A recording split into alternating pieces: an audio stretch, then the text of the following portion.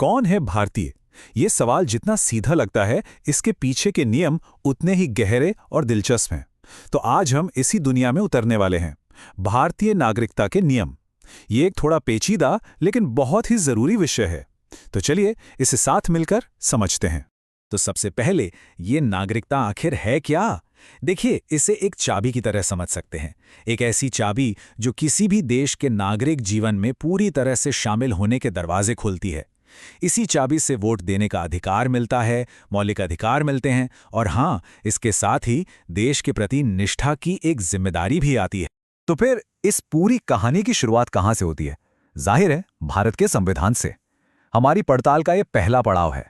नागरिकता की जो पूरी नींव है ना, वो यही रखी गई थी, खास तौर पर अनुच्छेद 5 से लेकर 11 में। तो चलिए देखते हैं कि जब देश बना तो शुरू में नियम क्या थे। ठीक है, तो तारीख थी 26 जनवरी 1950, जब हमारा संविधान लागू हुआ। सवाल यह था कि ठीक उस दिन भारत का नागरिक कौन कहलाएगा। तो देखिए, इसके लिए एक शर्त तो पक्की थी, भारत में रहने का पक्का इरादा, जिसे हम डोमिसाइल कहते हैं। और इसके साथ 3 में से कोई भी एक और शर्त पूरी करनी होती थी। या तो उस इंसान का जन्म भारत में हुआ हो, या फिर उसके माता पिता में से कोई एक भारत में जन्मा हो, या फिर वो संविधान लागू होने से ठीक पहले कम से कम 5 साल से भारत में रह रहा हो। अब आते हैं एक बहुत ही मुश्किल और संवेदनशील दौर पर, बंटवारे का दौर। जाहिर है, ये हालात बहुत ही असाधारण थे और कानून को इसका हल निकालना ही था। तो देखिए, जो लोग पाकिस्तान से भारत आए, उनके लिए एक तारीख 19 जुलाई 1948, ये एक लकीर खींच दी गई। जो इससे पहले आ गए, उन्हें तो सीधे सीधे नागरिक मान लिया गया, लेकिन जो इसके बाद आए, उन्हें रजिस्ट्रेशन करवाना पड़ा। और दूसरी तरफ, जो लोग 1 मार्च 1947 के बाद भारत छोड़कर पाकिस्तान चले गए, उनकी भारतीय नागरिकता खत्म मान ली गई। हाँ, एक रास्ता था, अगर वो एक खास परमिट लेकर वापस लौटें तो बात अलग थी। संविधान में एक नियम बिल्कुल साफ और सीधा है, अनुच्छेद 9 में।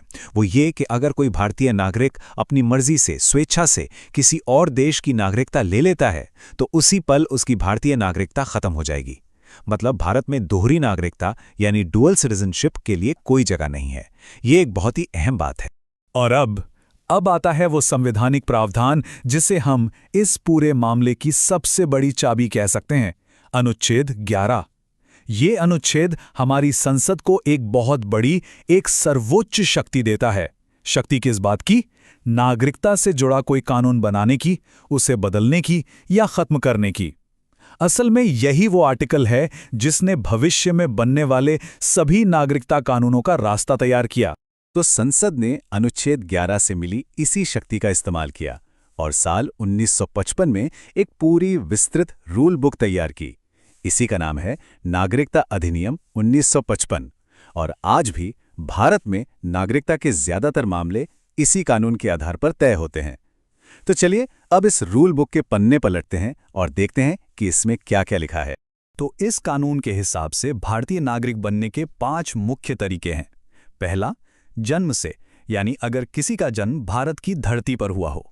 दूसरा, वंश से, मतलब अगर किसी के माता पिता भारतीय हैं तो भले ही उसका जन्म दुनिया में कहीं भी हो।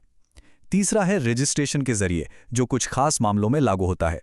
चौथा है देशीयकरण या नेचुरलाइजेशन, जब कोई विदेशी नागरिक कुछ शर्तें पूरी करके एक लंबे समय तक भारत में रहकर नागरिकता के लिए अप्लाई करता है। और पांचवां, अगर कोई नया इलाका भारत का हिस्सा बन जाए तो वहां के लोग भी भारतीय नागरिक बन जाते हैं। अच्छा, तो ये तो हुई नागरिकता पाने की बात, लेकिन इसका एक दूसरा पहलू भी है। नागरिकता जा भी सकती है। इसके भी 3 मुख्य तरीके हैं। पहला, परित्याग, मतलब कोई अपनी मर्जी से नागरिकता छोड़ दे। दूसरा है समाप्ति। ये वही अनुच्छेद 9 वाली बात है कि जैसे ही किसी दूसरे देश की नागरिकता ली, भारत की अपने आप खत्म।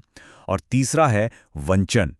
इसमें सरकार नागरिकता छीन सकती है, लेकिन ऐसा सिर्फ बहुत गंभीर मामलों में होता है, जैसे किसी ने धोखाधड़ी से नागरिकता ली हो या देश के साथ कोई गद्दारी की हो। लेकिन एक बात समझनी जरूरी है, ये जो 1955 की रूल बुक है ना, ये कोई पत्थर की लकीर नहीं है। जैसे जैसे देश बदला, हालात बदले, वैसे वैसे इस कानून में भी कई बड़े और जरूरी बदलाव किए गए हैं। ये एक जीता जागता, बदलता हुआ कानून है।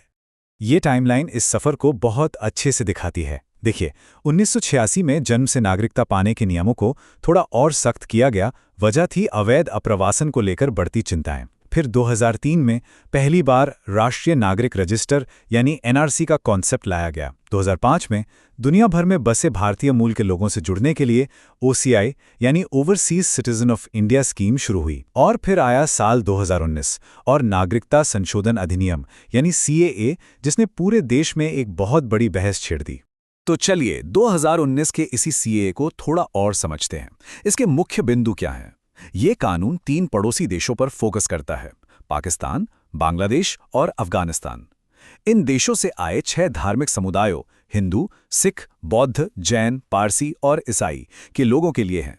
और एक कट ऑफ तारीख भी है कि वो 31 दिसंबर 2014 को या उससे पहले भारत में आ गए हों। अब इस कानून को लेके कुछ बातें और भी हैं जिन्हें साफ साफ समझना जरूरी है। पहली बात, इसमें मुस्लिम समुदाय को शामिल नहीं किया गया है। दूसरी बात, सरकार ने हमेशा ये कहा है कि सीएए और एनआरसी 2 बिल्कुल अलग अलग चीजें हैं, इन्हें एक साथ जोड़कर नहीं देखा जाना चाहिए। और तीसरी बात, नॉर्थ ईस्ट के कुछ राज्यों में वहां के खास हालात को देखते हुए इस कानून के कुछ प्रावधान लागू नहीं होते, यानी उन्हें छूट दी गई है। तो हमने संविधान की बात की, 1955 के एक्ट को समझा और फिर उसमें हुए बदलावों को भी देखा। लेकिन सवाल ये है कि इन सब बातों का आज के दौर में क्या महत्व है?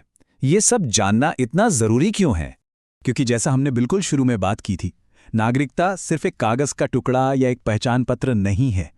ये वही चाबी है जो किसी को इस देश का पूर्ण सदस्य बनाती है, राजनीतिक अधिकार देती है और सबसे बड़ी बात, ये तय करती है कि देश का भविष्य बनाने में किसी की भूमिका क्या होगी। और ये पूरी चर्चा हमें घुमा फिराकर वापस वहीं ले आती है, अनुच्छेद 11 पर। यह हमें एक बहुत बड़ी बात याद दिलाता है कि नागरिकता के नियम पत्थर में नहीं लिखे हैं। उन्हें बदलने की आखिरी शक्ति, जो अंतिम अधिकार है, वो हमारी संसद के पास है। और इसी वजह से ये विषय हमेशा इतना अहम बना रहता है और इस पर बहस भी होती रहती है। तो इस पूरी बातचीत के अंत में एक सवाल छोड़ जाते हैं। जैसे जैसे भारत बदल रहा है, दुनिया बदल रही है, तो नागरिकता की ये रूल बुक जो ये तय करती है कि हम कौन हैं, उसमें अगला बदलाव क्या हो सकता है और उसका हम सब पर, देश पर क्या असर पड़ेगा? ये एक ऐसा सवाल है जिस पर सोचना हम सभी के लिए जरूरी है।